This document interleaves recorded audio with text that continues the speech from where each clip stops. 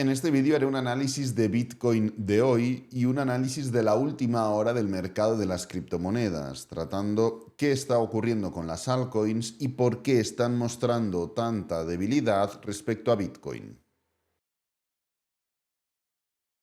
Bueno, trataremos un par de métricas para contextualizar un poco y nos centraremos en la última hora, tanto de Bitcoin como de las altcoins en general. Empezando por Bitcoin, seguimos viendo una estructura de desaceleración bastante evidente, una estructura de freno, bueno, no positiva precisamente, causada pues por diferentes motivos, por la sobrecompra que se forma en los últimos días previos a toda esta desaceleración, por el movimiento impulsivo de las últimas semanas, pese a que ya ha tenido alguna fase pues similar, correctiva, por las zonas de resistencia, por los festivos que hemos tenido estas semanas, por la falta de noticias que hemos tenido estas semanas, por las dudas, por la indecisión, por las noticias que tendremos esta semana. Es decir, un poco el cómputo global de todo lo que estamos viendo recientemente, evidentemente está afectando a la toma de decisiones de la gente y esto se traslada directamente en la acción del precio, que está formando una estructura clara de desaceleración.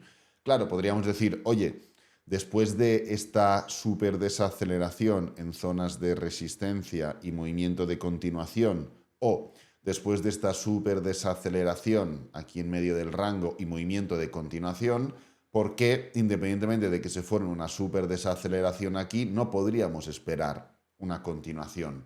Bueno, porque no es lo más probable. Es así, simplemente es eso. Solo tenemos que ir directamente al lado de la probabilidad. Lo único que tenemos que hacer es fijarnos en qué es lo más probable que ocurra en cada momento y atacarlo. Ya está. ¿Qué es lo más probable que ocurra en este momento? Pues, como podéis ver, fijaros que la estructura que estamos formando ya empieza a ser de rango. Hemos formado un gran movimiento impulsivo donde los máximos y los mínimos eran crecientes respecto a los anteriores. Aquí tenemos pullback, continuación, pullback. En el momento de continuar ya hemos visto anomalías cuando cada vez los máximos son más cerrados y los mínimos son más cerrados. Pero en el momento de continuar con este movimiento impulsivo volvemos a ver un nuevo freno. Volvemos a ver una estructura donde ya no es que los máximos sean cerrados, sino que los máximos son decrecientes. El máximo más grande es mayor que el siguiente máximo. Esto no significa que el precio vaya a caer. Esto simplemente significa que el mercado ahora mismo está frenando.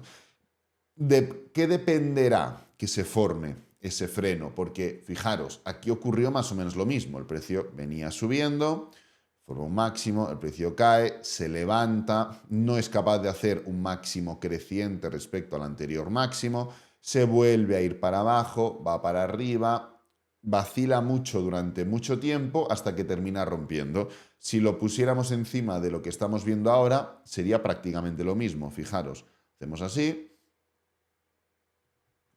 lo ponemos así y es prácticamente lo mismo. ¿Por qué no podríamos ver la misma estructura? ¿Por qué no podríamos ver la misma continuación que hemos visto aquí o que hemos visto aquí? Bueno, porque todo depende, y ahora iremos a analizar otros movimientos, todo depende de lo que ocurra con el primer mínimo.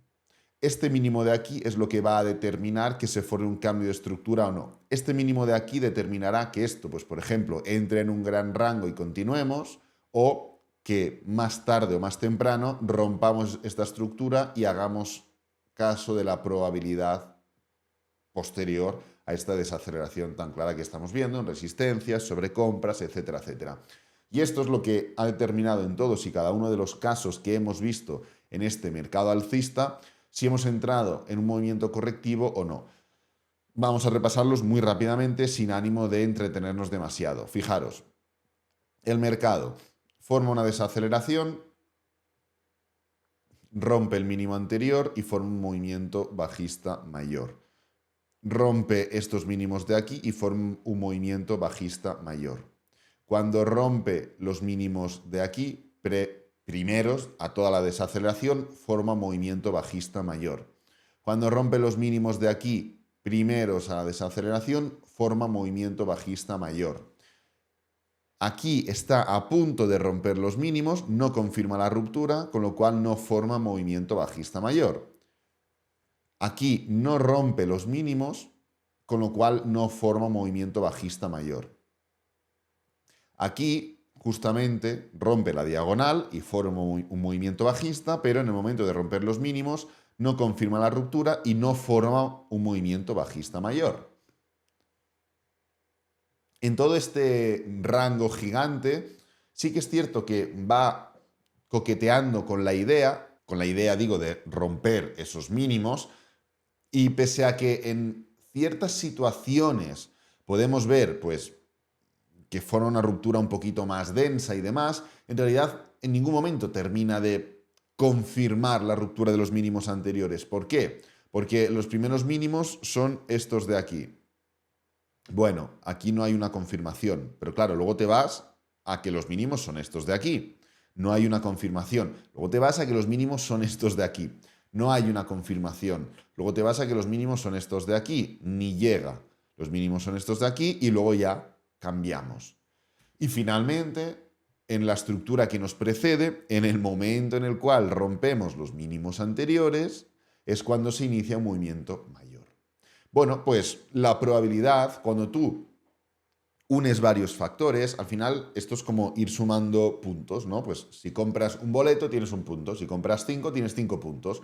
En este caso, ¿cuántos boletos hemos comprado? El boleto de la sobrecompra, el boleto de la resistencia, el boleto de la desaceleración. Y luego podríamos añadir el boleto de la indecisión, el boleto de las dudas, pero esto, la indecisión y las dudas o la falta de noticias no te lleva a caer. Ahora bien, ¿qué sí que te puede llevar a caer? Estos tres primeros boletos, la sobrecompra, la desaceleración y la resistencia. Bueno, esto no es indicativo de que el precio tenga que caer sí o sí, porque faltan muchos más factores. Hemos visto ejemplos en los cuales el precio no cae, no solo recientemente, sino también durante todo este movimiento impulsivo. Y esto solo ha sido en gráfico diario. Imagínate si cogemos el semanal o si cogemos el de 4 horas o el de 1 hora. Hay miles de movimientos de estos, ¿no? Pues bueno, lo importante no es, oye, quiero saber si sube, quiero saber si cae. No sabemos si va a subir o va a caer. Ahora bien, sabemos los condicionantes que tiene cada una de las dos situaciones, el subir y el caer. Yo personalmente me he puesto corto desde ayer dentro de toda esta estructura, pero entiendo que si el precio viene para aquí y se levanta, no vamos a ver claramente una estructura correctiva, un movimiento de impulso y de caída para una hipotética continuación o para irnos para abajo. Entonces, lo importante es monitorear la estructura, entender cuáles son las bases y fluir con ellas. La zona importante ahora mismo en Bitcoin son los 92.122 aproximadamente, dentro de toda esta estructura. Pero es que lo mejor no es focalizarnos solo en este gráfico de 4 horas o este gráfico horario, sino focalizarnos en cómo está el mercado en general. Y aquí es donde viene la problemática, entre comillas, ya que si bien vemos a Bitcoin que en ningún momento ha sufrido por el máximo anterior, nos hemos acercado, pero no hemos sufrido, volvemos a estar por encima de la Bull Market Support Band, estamos luchando con los mínimos anteriores y demás. ¿Qué ocurre si ponemos el gráfico Total 2? Total 2 lo que hace es excluir a Bitcoin de toda esta historia. Pues hombre, la situación es distinta. Fijaros que los máximos anteriores los hemos roto. Los mínimos anteriores los tenemos muy lejos. La Bull Market Support Band ahora mismo, desde donde nos encontramos hasta ser capaces de romperla, es un 14-15%. Y ya no solo eso, sino que el precio ha venido a buscar esta diagonal de aquí. Esta diagonal de los máximos anteriores. Que esto es una estructura realmente bajista. Vosotros imaginaros, vamos a ir a Bitcoin un momento, imaginaros que el precio de Bitcoin fuera a buscar esa diagonal. ¿Qué implicaría para Bitcoin? Pues desde donde estamos, caer un 35-40%. ¿Por qué? Porque significaría irnos a por esta zona de aquí, desde donde estamos ahora, desde el primer momento en el cual empieza a caer, pues hubiera sido un 44% aproximadamente. Total 2, es decir, el mercado, excluyendo a Bitcoin, está pasándolo realmente mal. Y esto lo podemos ver en muchas situaciones, en muchas tesituras. Si, por ejemplo, venimos a la línea de avances y retrocesos, la línea ADI, y nos focalizamos en lo que está ocurriendo recientemente, sí que es verdad que vemos una mejoría, sí que es verdad que estamos viendo cómo en el top 10 nos estamos acercando ya a esos máximos alcanzados en enero del 2025. En el top 25 estamos ya bastante lejos, de hecho estamos luchando con los máximos de marzo de este año.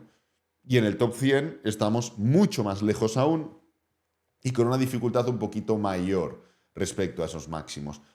En pocas palabras, seguimos igual de fastidiados en las altcoins, seguimos sin esa reacción que realmente impulsará el precio, porque seguimos repitiendo lo mismo en todos y cada uno de los, o en la mayoría de los movimientos estos en los cuales la capitalización de mercado ha subido.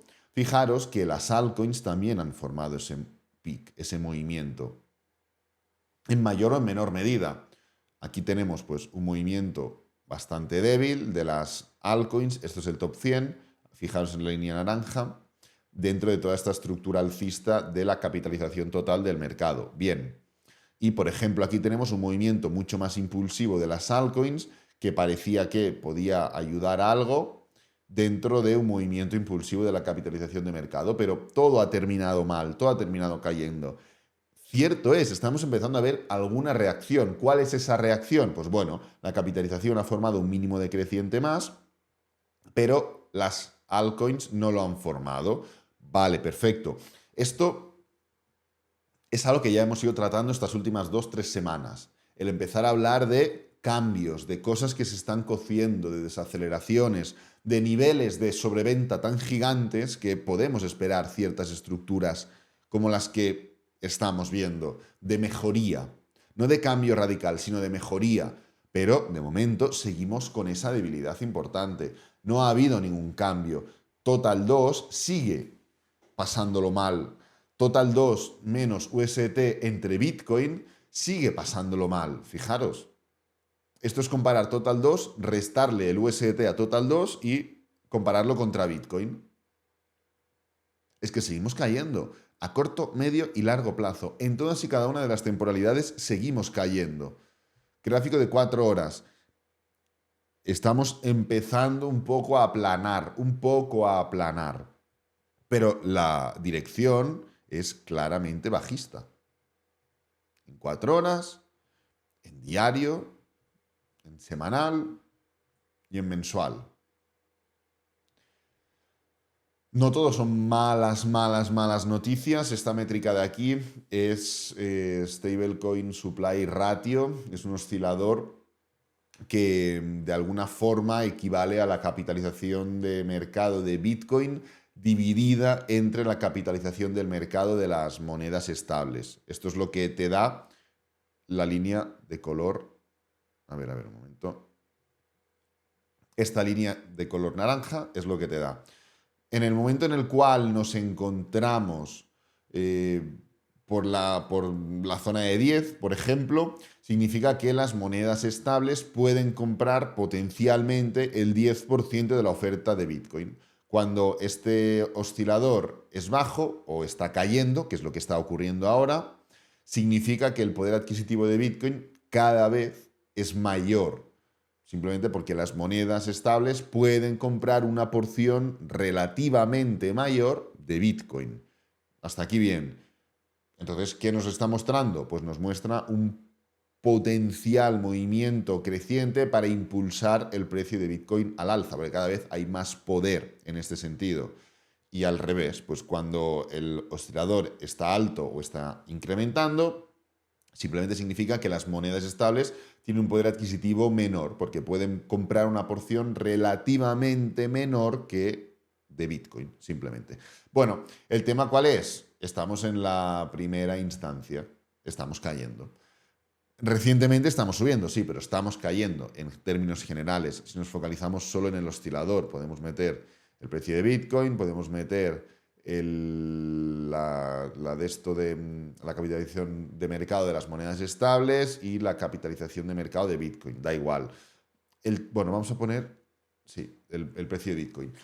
El punto cuál es, que creo que aún tenemos un poquito más de cancha, porque en esta zona de aquí, en el nivel en el nivel 2.78 del oscilador, fijaros que podemos encontrar un punto, bueno, 2 no, menos 2,78 del oscilador, podemos encontrar un punto en el cual hemos contactado muchas veces, generando un poder adquisitivo de las monedas estables respecto a Bitcoin grande o lo suficientemente grande como para que de forma potencial se absorba un poder de compra mayor. Y esto, cuando llegamos a este nivel, al de menos 2, menos 2,78, más o menos, esta línea que estoy marcando horizontalmente, fijaros que es una zona donde caemos mucho y subimos, caemos mucho y subimos, caemos mucho y subimos, caemos mucho y subimos, tal.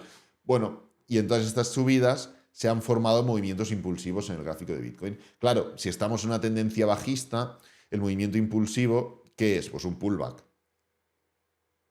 Ahora bien, si estamos en una tendencia alcista, como por ejemplo en el año 2020, 2021, cuando atacamos ese nivel de 2, de menos 2, el movimiento impulsivo, ¿qué es? Un gran movimiento impulsivo, una gran continuación. Pues bueno, aún no hemos llegado a esa zona de menos 2, zona que considero que sería óptima o apropiada para que el precio pues, pueda repuntar con más fuerza. Esto, como siempre comento, no implica que haya más movimientos, o sea, que no haya más movimientos impulsivos, más movimientos correctivos. Todo lo que ocurra en el corto plazo simplemente es ruido respecto a esto es corto plazo y esto es largo plazo. Si tú crees que por lo que sea vas a pasar del punto A al punto B, no significa que vayas a ir recto. Puedes hacer así, así, así, así, así, así, así y luego llegar. Con lo cual no significa que no puedan haber X o Y movimientos respecto a lo que estamos ahora y lo que podemos ver en el largo plazo, por ejemplo. Pero sí que tenemos que absorber esos movimientos con una mira muy específica, sabiendo un poco lo que podemos esperar de algún modo. Así que nada, voy a dejar este vídeo por aquí. Quería actualizar un poco la última hora de las monedas estables, de las altcoins, correlacionar eso con Bitcoin. Espero que te haya gustado, que te haya servido el vídeo. Si es así, dale me gusta, suscríbete, compártelo con amigos, con la familia y nos vemos en el próximo vídeo. Adiós.